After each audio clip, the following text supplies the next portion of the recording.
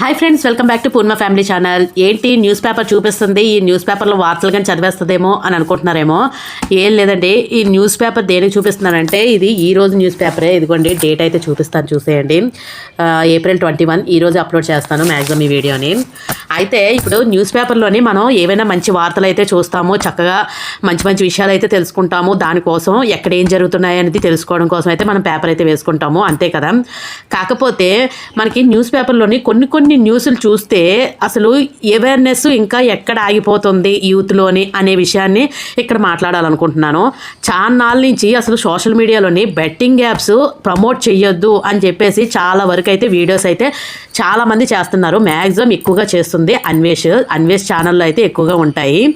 అయితే ఎంత అవేర్నెస్ తీసుకొచ్చినా మనుషుల్లోని మార్పులు రావట్లేదు.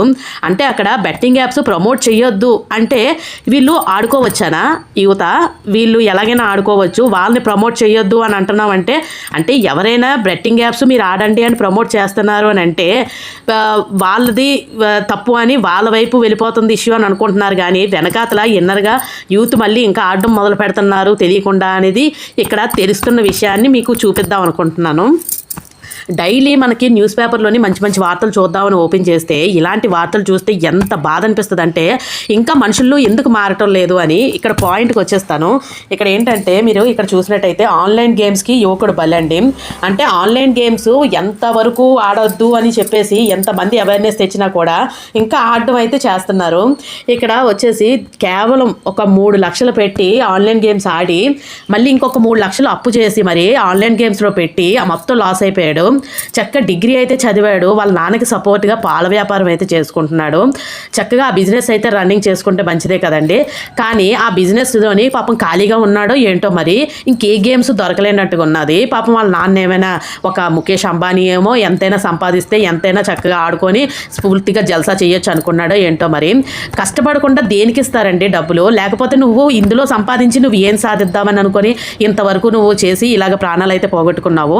మీ తల్లిదండ్రుల్ని ఇంత బాధ అయితే పెడుతున్నావు. ఇప్పుడు ఇక్కడ వచ్చేసి ఇక్కడ 23 సంవత్సరాలు అండి అబ్బాయి, చక్క డిగ్రీ చదివాడు, డైరీ వ్యాపారం అయితే నడుపుతున్నాడు. ఆ ఒత్తిడి తట్టుకోలేక ఇతను చనిపోయాడండి. ఒక 3 లక్షలు అంటే 6 లక్షల విలువ అనమాట ఇతని ప్రాణం.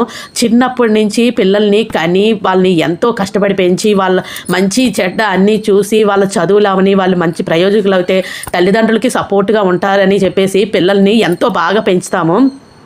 కానీ పిల్లలు చేస్తున్న తప్పులు ఇవ్వండి. పిల్లలు ఒకటి గుర్తుపెట్టుకోవాలి, యువత అనేది మీరు చనిపోయినంత మాత్రాన ఇది ఇక్కడతో అయిపోతుంది అనుకుంటున్నారా?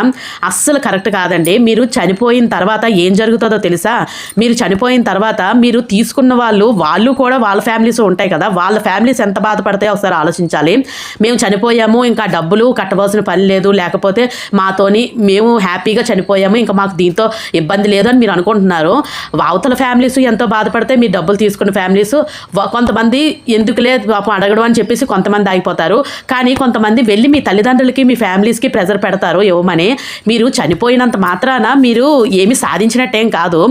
మీరు చనిపోకుండా మీరు చేసిన తప్పుల్ని సరిదిద్దుకొని మీరు చేసిన అప్పుల్ని తీర్చుకుంటూ మంచి మార్గంలో నడడానికైతే ట్రై చేయండి.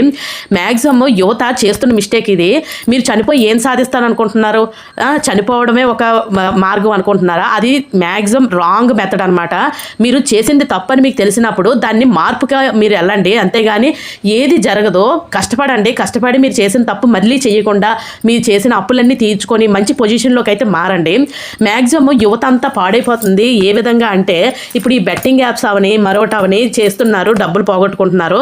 ఇవన్నీ ఎక్కడి నుంచి తెలుసా అండి? అదర్ కంట్రీస్ నుంచి అయితే వస్తున్నాయి ఈ బెట్టింగ్ యాప్స్ అన్నీ కూడా అదర్ కంట్రీస్ నుంచి అయితే వస్తున్నాయి. ఈ అదర్ కంట్రీస్ నుంచి వచ్చినవి వాళ్ళ కంట్రీలో బ్యాన్ చేస్తున్నారు, ఎందుకంటే అక్కడ యువత పాడవకూడదని అక్కడ గవర్నమెంట్కి తెలుసు. కానీ ఇక్కడికి అన్అఫిషియల్గా మన కంట్రీలోకి తీసుకొచ్చి ఇక్కడ యువతని పాడు చేస్తున్నారు. ఇది ఒక రకమైన స్లో పాయిజన్ యుద్ధం లాంటిది అనమాట. అంటే మన కంట్రీలో ఉన్న యువతని పాడు చేస్తే ఈ యువత ఎందుకు పనికి రాకుండా మ్యాక్సిమం కుప్పకూలిపోతే మన కంట్రీ డౌన్ పర్సంటేజ్లోకి పోతుంది అని చెప్పేసి ఇది ఒక పెద్ద స్కెచ్ జరుగుతుందండి. ఇది తెలుసు తెలుసుకోకుండా యువత అంతా మొత్తం చెడిపోయి యువత అంతా ఇందులోనే బలైపోతున్నారు. ఇలాగా తల్లిదండ్రులు ఎంతో శోభ పెడుతున్నారండి ఇలా చనిపోయి. ఇలాగా కనిపించిన కేసులు కొన్ని అయితే కనబడని కేసులు చాలా ఉంటున్నాయి. అందువల్ల ఈ ఆన్లైన్ గేమ్స్కి అస్సలు ఎడిక్ట్ అవ్వకండి.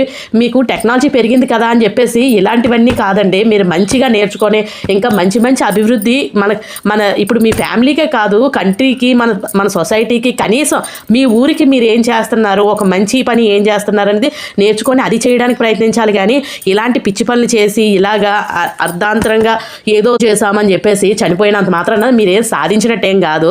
ఇంకా దానికి డబల్ భారం బాధని మీ తల్లిదండ్రులకి ఇచ్చి అలాగే మీరు చేసిన అప్పులన్నీ వాళ్ళ నెత్తి మీద రుద్ది మీరు చనిపోతున్నారు. అదొకటి గుర్తుపెట్టుకోండి. మీరు మీ తల్లిదండ్రులు ఎప్పుడు మీ దగ్గర నుంచి ఏది కోరరండి. మీరు సుఖంగా ఉండి మీరు సంతోషంగా ఉంటే అది చూసి ఆనందిస్తారు. వాళ్ళు ఒక్క పైసా కూడా మళ్ళీ మిమ్మల్ని తిరిగి అడగరు. మిమ్మల్ని కష్టపడి పెంచి పోషిస్తారు అంతవరకే. అదొకటి గుర్తుపెట్టుకోండి. అంతేగాని ఇలాంటి మిస్టేకులు చేసేసి మళ్ళీ మీరే తప్పులు చేసేసి మీరే మళ్ళీ చనిపోయి మళ్ళీ మీ బర్త్డేనంతా మళ్ళీ మీరు చేసిన తప్పులన్నీ మీ ఫ్యామిలీస్ మీద రుద్దడం ఎంతవరకు కరెక్ట్ అనేది ఆలోచించుకోండి. చనిపోయే ముందు చనిపోవడం ఒక్కటే మీకు మార్గం కాదు. అదొకటి గుర్తుపెట్టుకోండి. ఎంతమంది ఎన్ని అవేర్నెస్ వీడియోస్ కానీ ఎన్ని అవేర్నెస్ ప్రోగ్రామ్స్ కానీ తీసుకొచ్చినా కూడా మనుషుల్లో మార్పులు రావాలండి. మనుషుల్లో మార్పులు రాలేంది మనం ఏమీ చేయలేము. కనీసం మారండి.